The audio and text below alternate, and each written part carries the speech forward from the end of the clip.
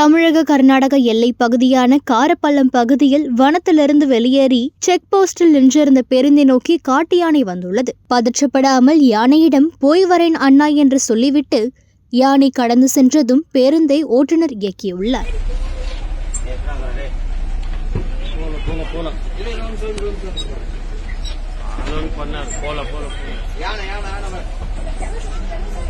ஐயோ ஐயோ இவ்வளவு பயமா?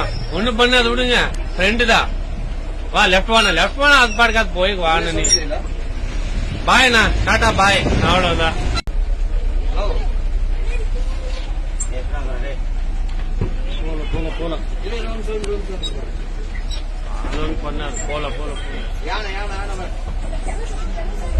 ஐயோ ஐயோ இவ்வளவு பயமா?